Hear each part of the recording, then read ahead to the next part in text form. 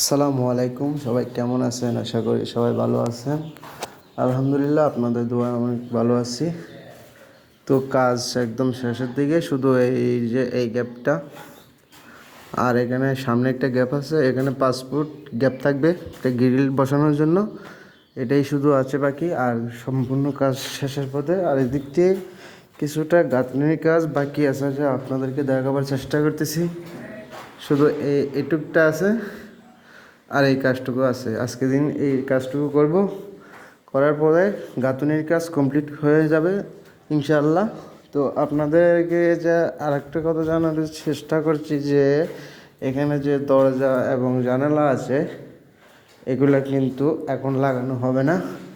এরা বলতেছে যে গাঁথনি করার পর গাঁথনি অনেকটাই শক্ত হওয়ার প্রয়োজন আছে। শক্ত হওয়ার পরে দরজা জানালা এবং কি ইলেকট্রিক কাজ যে সমস্ত কাজকর্ম আছে সম্পূর্ণ একসাথে করা হবে। কারণ কি গাঁথনিটা কাঁচা থাকা অবস্থায় এগুলা করলে নাকি গাঁথনিতে সমস্যা হয়।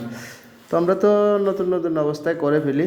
যাই হোক, তাদের নিয়ম তারা পালন করতেছে। আর এখানে দেখতে পাচ্ছেন বেডরুমের ভিতরে একটি সেল করা হয়েছে, যা মালামাল রাখার জন্য। আসলে এগুলো লাগে না, তারপরও ওনারা করেছে।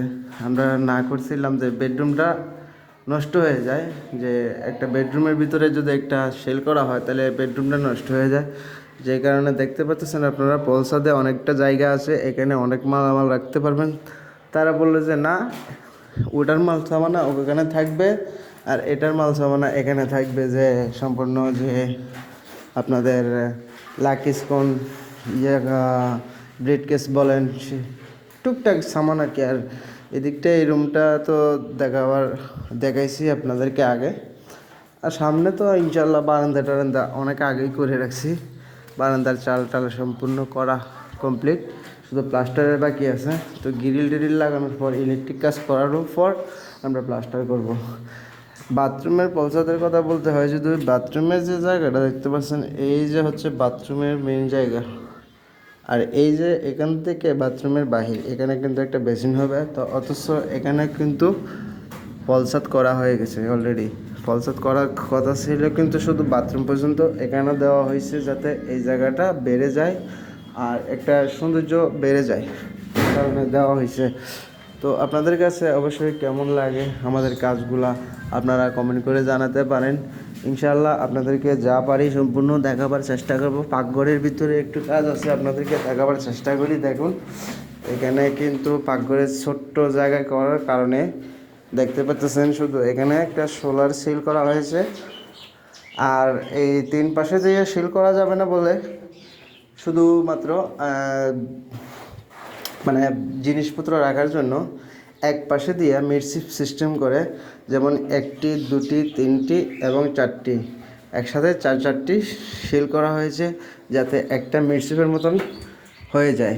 তো এখানে দেখতে পাচ্ছেন 4টি সিল করা আছে। আপনারা প্রশ্নই জাগতে পারে যে এটা মিডশিপ কীভাবে হবে। আমি আপনাদেরকে বলতেছি মিডশিপ কীভাবে হবে। এটা সোজা এখানে গাঁথনি দিয়ে এটাকে ব্লক করে দেওয়া হবে, মানে এই দিকটা খোলা থাকবে। আর এখান থেকে মনে করেন আপনারা কাঠ ব্যবহার করেন কিংবা থাই ব্যবহার করেন, কি যে কোনো জিনিস ব্যবহার করে মনে করেন এটাকে বন্ধ অবস্থায় বন্ধ সিস্টেম বানাতে পারবেন, যা খুলে আপনারা ব্যবহার করতে পারবেন, লাগাতে পারবেন। এরকম সিস্টেম করে করা হয়েছে। তো যেটা যেখানে মন চায় সেটা লাগাতে পারবেন। অবশ্য আপনারা যদি মনে করেন যে খোলা নেলা থাকলে ভালো হবে এবং সুন্দর দেখা যাবে, সেটাও পারেন, সেটাও করতে পারবেন। তো ভিডিওটা আপনাদের কাছে কেমন লাগছে অবশ্যই কমেন্ট বক্সে জানিয়ে যাবেন। সবাই ভালো থাকবেন, সুস্থ থাকবেন, আমাদের জন্য দোয়া করবেন। আল্লাহ হাফেজ, আসসালামু আলাইকুম।